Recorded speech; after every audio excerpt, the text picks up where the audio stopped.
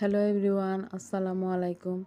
আজকে আমি মেজবানি গরু মাংস রান্না করার রেসিপিটি আপনাদের জন্য করে দেখিয়ে দেব। এই রেসিপিটি আপনাদের সুবিধার জন্য আমি প্রথম কমেন্টে দিয়ে দিব।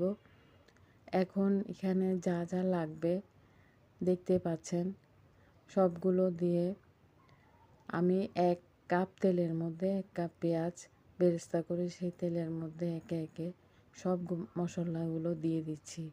এখানে মেজবানি মশলার জন্য একটা বিশেষ মশলা তৈরি করতে হয়, সেটার পরিমাণটাও আমি আপনাদেরকে রেসিপিতে দিয়ে দিব।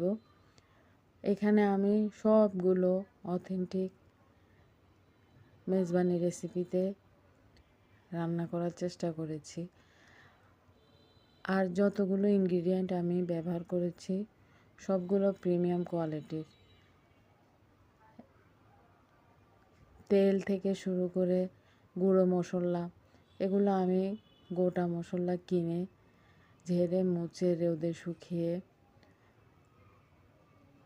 কলে ভাঙিয়ে নিয়েছিলাম। তো এখন একে একে গুঁড়ো মশলাগুলো সব দিয়ে দিব। দিয়ে মাংস দিয়ে ভালোভাবে নেড়ে ঢাকনা দিয়ে প্রায় 15 মিনিট লো হিটে রান্না করে নেব।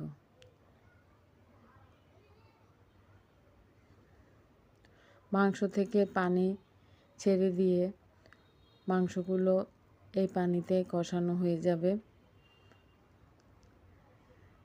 তারপর পানি শুকিয়ে যখন তেল উপরে উঠে আসবে, এই যে পানি শুকিয়ে একেবারে তেলগুলো উপরে উঠে এসেছে, এই পর্যায়ে আমরা ঝোলের পানি যতটুকু খাই আমরা ততটুকু দিব। আমি এখানে 1.5 কাপ পরিমাণ পানি দিয়ে দিয়েছি।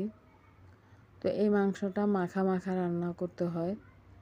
এখানে বেশি ঝোলের পানি একবারেই দিতে হয়, যা দিতে হয়। তো দেখতে পাচ্ছেন কতটা লোভনীয় হয়েছে। এরকম মাখা মাখা ঝোল করতে চাইলে 1.5 কাপ পানি দিলেই হবে। আপনাদের যদি ঝোল বেশি চান তাহলে আরেকটু বেশি দিবেন। তো প্রায় 35 মিনিট রান্না করেছি আমি লো মিডিয়াম হিটে। তো 35 মিনিটে আপনাদের যদি মাংসটা সিদ্ধ না হয় আরও 15 মিনিট রান্না করে নেবেন। তো দেখতে পাচ্ছেন কতটা লোভনীয় হয়েছে। এই রেসিপিটি ফলো করে রান্না করলে আপনারা চট্টগ্রামের ঐতিহ্যবাহী মেজবানি গরু মাংসের